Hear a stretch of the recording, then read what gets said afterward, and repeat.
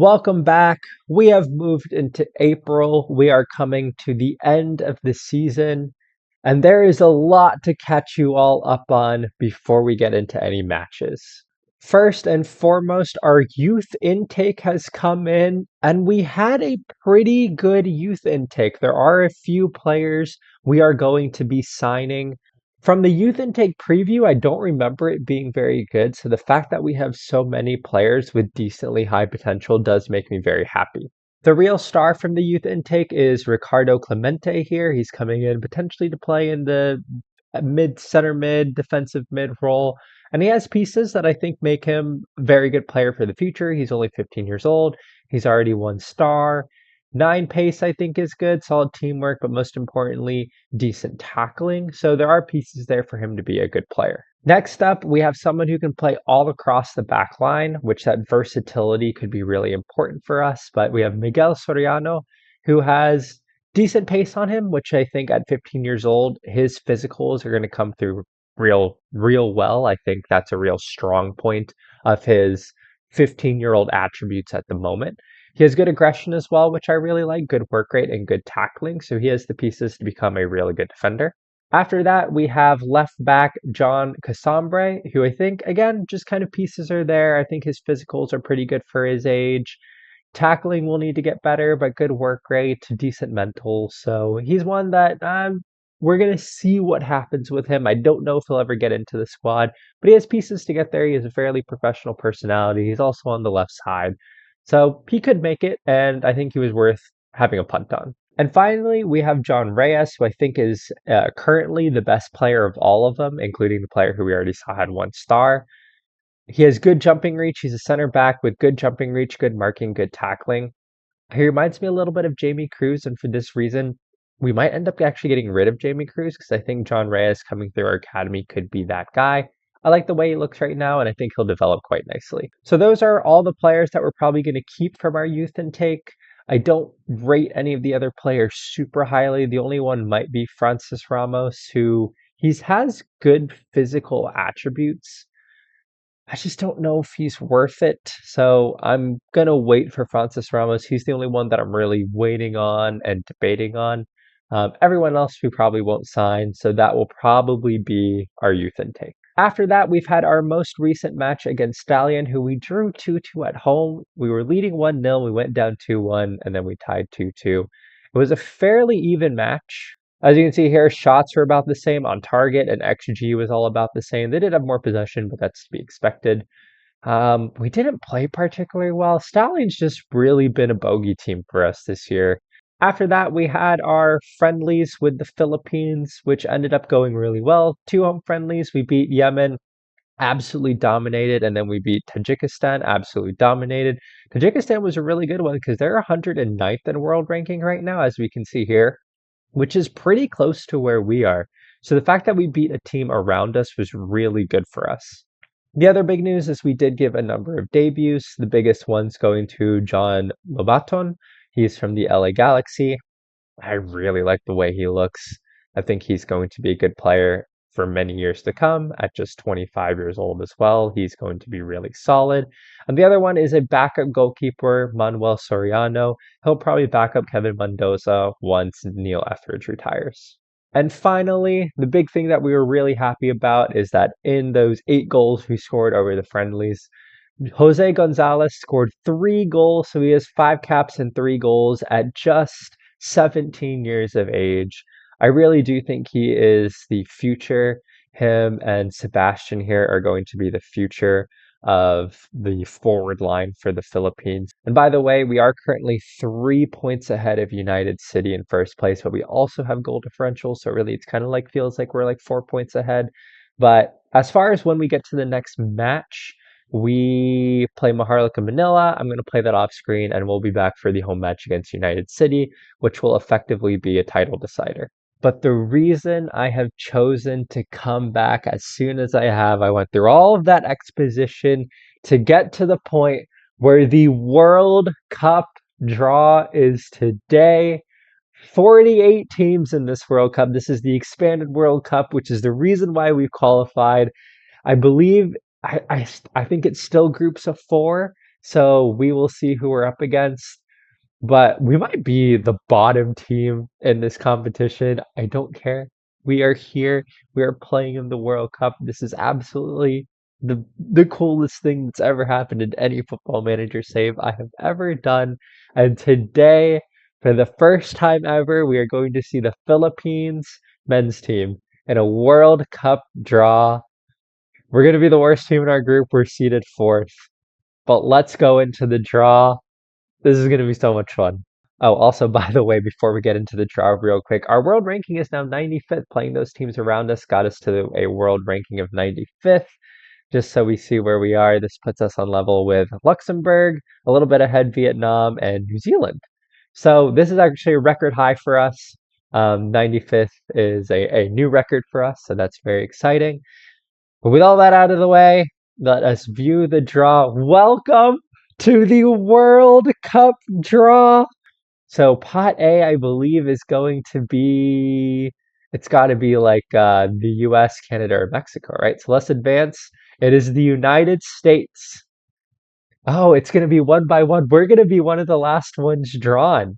So we advance now, and this is us. Look at us, the Philippines. We are in pot four. Who else is with us?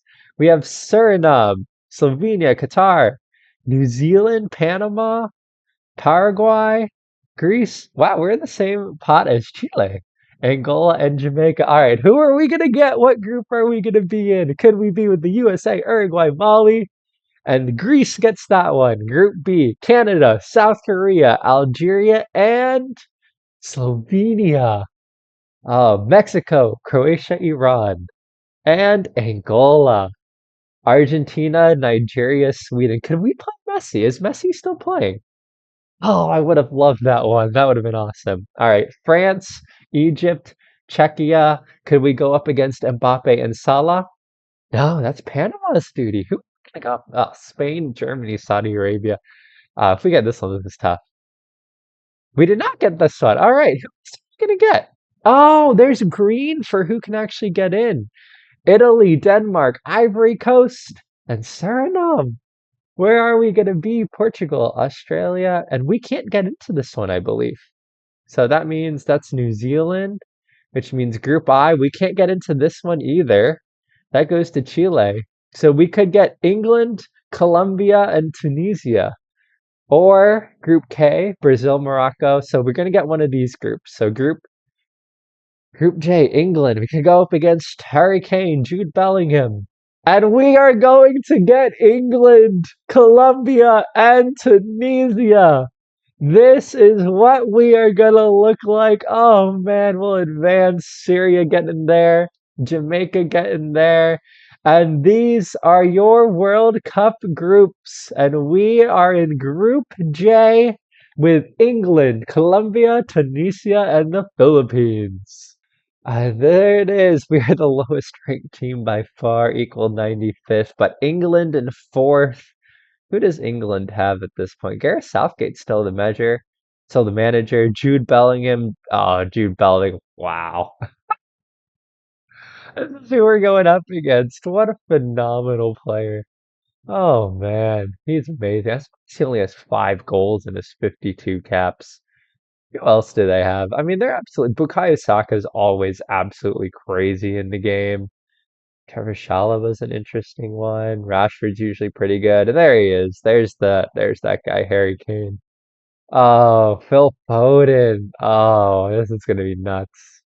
We are said to have a tough group. I don't expect us to get out of it, but it's gonna be fun. Where do we play? So we're playing our games in Vancouver, Arrowhead Stadium in the US. Okay. So we were playing in 2 locations, Canada and Arrowhead Stadium. Very cool.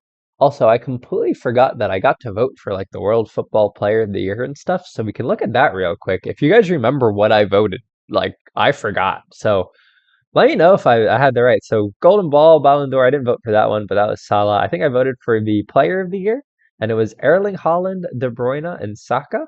Did I vote for Haaland? I don't remember. Well, there's our World Cup opponents. And this summer, we will be taking on England, Colombia, and Tunisia. Oh, that we are rounding down towards the end of the season with Mendiola. I'm going to play this away match against Maharlika Manila. I will see you all against United City in like 16 days. All right, we are back. We are playing United City, and this is going to be essentially for the title.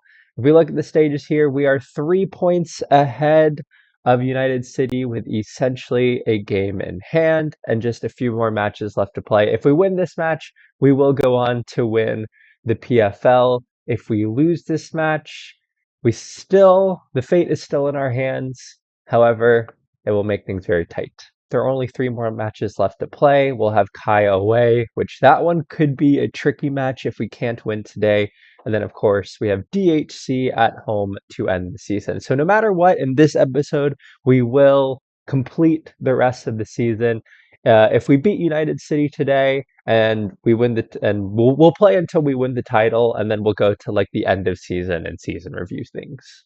But this is the team going out to face United City, and I think this is the first time we're ever going to play it. It's going to be a 4-2-3-1. We played against Maharlika Manila, but I think this is the first time we're playing it as kind of a live thing. And I want to do a 4-2-3-1 because it's a little bit more attacking focus, and we have so many central midfielders at this point that I think we can take advantage of. This is a huge match to be experimenting in, but I think if there's a day to try this, it's today.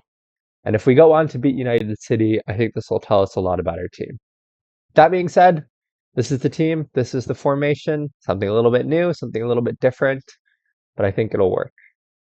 All right, I will see you all for the biggest Filipino match of this season. Being able to win the Philippines Football League, having our dominance domestically, this is what we need. Let's get things back on track. And the first opportunity goes to United City. And it goes to Songwoo. Porteria hits it over the bar. That's all right so far. All right, now an opportunity for us. Kuhl, Rosli. Rosli swinging in back post. Jumashev. Oh, that was nearly there. Another opportunity for United City. I don't know if the formation change has really worked. Nothing's happened. It's been a pretty boring game. We haven't created a lot of chances, and they've nearly scored. We might have to switch things up. Well, we've reached halftime and nothing's happened. Really, like nothing has happened. I'm gonna tell them we're pleased, or sorry, we're far from pleased. But it's been really poor. All right, Ronsis on the throw here. An opportunity for us to do something. He hits it in. Albano's tall. Albano's scored. Jovic Albano. Early in the second half, we have the lead. What a brilliant header. Great cross by Ronsis. Brilliant header. That's exactly how we wanted to start. And United City with immediate opportunity here. What are they going to do? There we go. There we go. Chinkir. You got to do better there. Chinkir's got to hold the ball up. It's going to be an immediate opportunity for United City, it seems like. Porteria playing the ball in. Evangelista. Bro. I don't think that's a pen. I don't think that's a pen. I think we've been unfortunate there to give up a pen so quickly after we've scored. What a save by Hyundun! Oh, what a king! What a king! We still lead 1-0 to potentially seal the match. See if we can garner something here. Rossi definitely taking his time on the throw. He plays it to Kuhl. Back to Rossi. Finds Kofi. Kofi looking over the top. Huge mistake from the United City keeper, but that was the chance to seal it. And United City now with the opportunity to make us pay. Well done, Hyundun. Well done. They are playing well. We've dropped our line, and we've put on a defensive mids now. So we're trying to end this match here. I say that, but they are working here we go. We're working the ball. Play that long ball. Play the long ball. He was in. All right, that's okay. Monsala, go down the line. Can we get a cross in? Back post, Albano or Junghyun. It's going to go to... not quite happening for us. We had our opportunity to win it, but Ronsis winning it well. There we go. Great ball in. Junghyun. He's got a score. That's 2 that he's missed. And we are into the last minute or so of time. We're on time wasting. Is this the end of... There's no way. There's no way. He's offsides. Oh, okay. That had me worried. But that's it.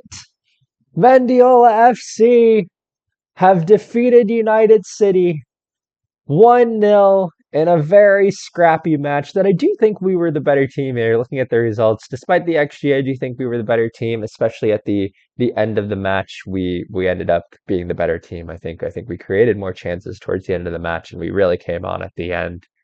Going into the dressing room, we're gonna tell them that was a good win for us, and we will go from there. But that result means that with just one match left for United City, we have retained the Philippines Football League. And a great season with only one Watts. United City fell away towards the end with 3 losses in their last 5 matches. But they have just one match left. We have two. So that means we have retained the Philippines Football League and we have won it for a third time in a row. These are the past 2 seasons. So here we go. Third consecutive Philippines Football League title. It's a shame we didn't get the PFL Cup this year because it would really feel like domestic dominance, but maybe we haven't dominated in the way that we have last year. But a third straight Philippines Football League title.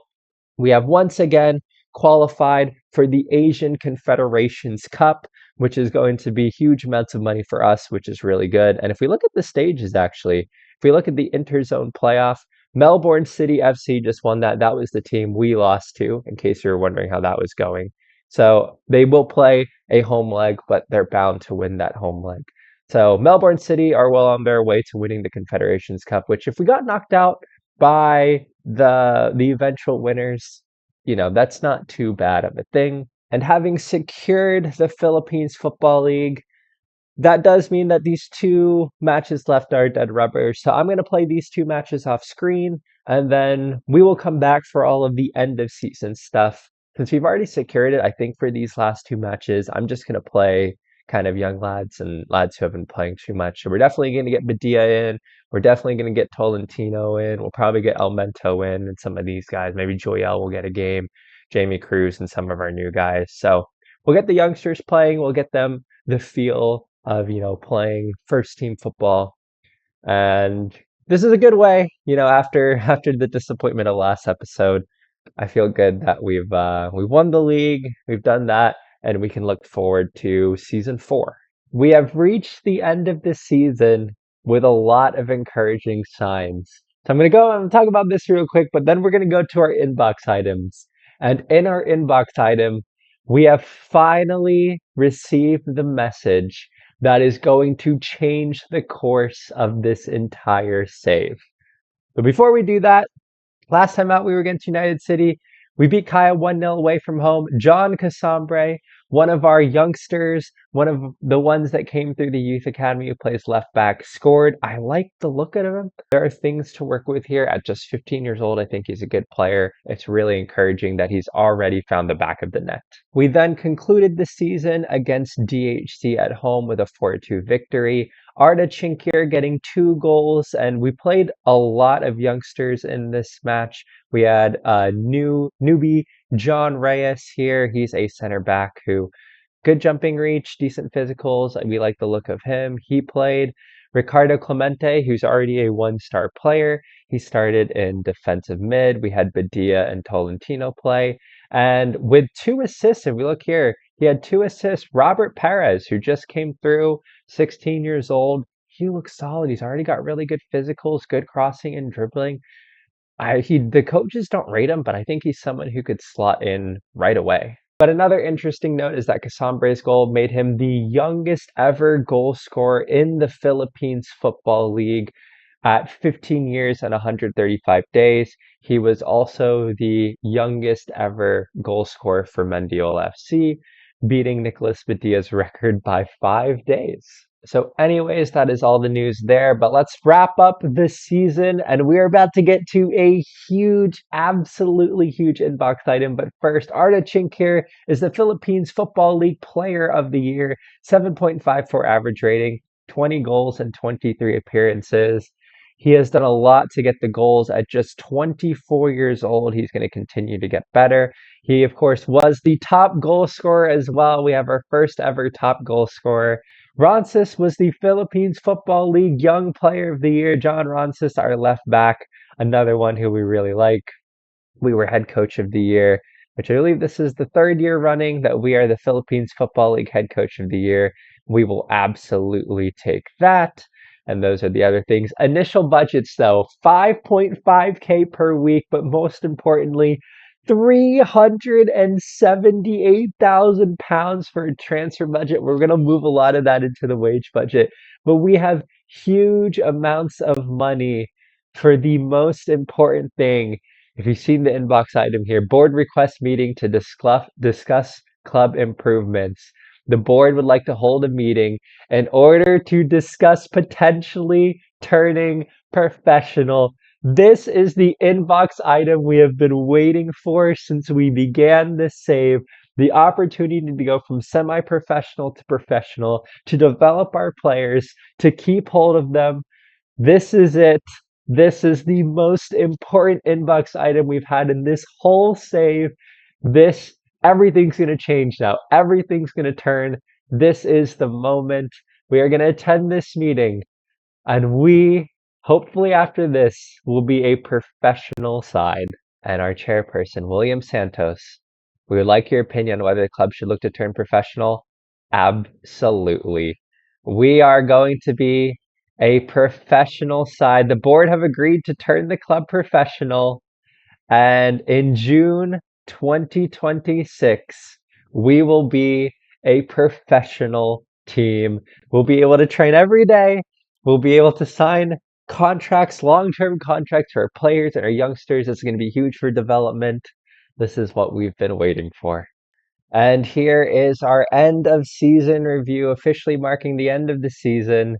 New arrivals, Arda Chinkir, unsurprisingly, was the man. Season's results, I mean, a little disappointing that, we didn't win the PFL Cup, but we did all right there. We did well in the league. We won the league, so we'll take that. Moments to remember, our biggest win, 6-0 over ADT. Match to remember was a 7-2 win over DHC. And the goal of the season was from Arda Chinkir. And the finances screen is huge. Sponsorships up, broadcast revenue up, corporate hospitality, but huge from competition and prize money, 480K. And a little bit, we got some improvements for the match days, so we'll take that. A little bit more merchandise sale. But we are a national team now. That should make us one of the most reputable teams in the Philippines. How'd we line up? We played this formation a lot. Not surprised to see that. Accolades. Chinkir was the fans player of the season, the young player of the season, the signing of the season. He had the goal of the season. He was the top goal scorer. Chinkir winning everything. Assist goes to Roncis though, but Chinkir with player of the match and average rating. Alkiros getting most passes completed per 90 minutes. So a lot of records broken by Chinkir mostly. So, all right. A good season. We did all right there. And head coach timeline, we'll take that. Philippines Football League winners. And that was our end of season review. Somehow, though, despite how well we've done, we have less social media followers. Just the 27 season ticket holders, but lower percentage of core supporters as we increased our fair weather supporters. So, that's not too bad. So looking at next season, the board still want to build this stadium. I don't really know what's happening with that, but it looks like next season we want to record a top half finish. We can do that again and reach the Confederations Cup proper. That's where we were this year. That's just making the group stage, which we've automatically qualified for. So we will take that. We have reached the conclusion of season 3. And after the disappointment of last episode, this episode has completely changed everything. Because as we can see in our finances, we are over £1 million in the bank balance. We are going professional. We have a huge transfer budget, and we will have a much improved payroll. But we have some big things coming up on the horizon too. Most notably, we have this competition called the World Cup. I don't know why I clicked on scouting schedule. The World Cup will be coming up in June. We will be playing friendlies against Canada and Bhutan before them. That will be our World Cup warm-up. But if we look up here, Philippines World Cup squad announcement is coming tomorrow. That's going to be the initial squad. That's just going to be like the big team. That's not going to be the final squad. I probably won't include that in a video because that's everyone. But when we eventually narrow down the squad, this is the World Cup squad announcement on the 23rd. So this is like the initial squad, which you can get, I think, 40 people or something like that. And then you eventually have to narrow it down to the 23 you're actually taking on the World Cup. So we'll be back on May 23rd for the World Cup squad announcement. And then we will be playing friendlies against Canada, against Bhutan, and then we'll go into the World Cup. But all right, that is everything I've got for you guys. This is the conclusion of season 3. If you are still watching at this point, thank you for your support and for watching these videos. Uh, I think this save is really going places now. We have the World Cup, and then we have a huge season for Mendiola FC coming up. It's going to be a huge transfer window now that we're professional. After the disappointment of last episode, to be able to end it like this is a real high. But all right, I will see you all very soon. I hope you all are having a wonderful week. I will see you all next time. Bye.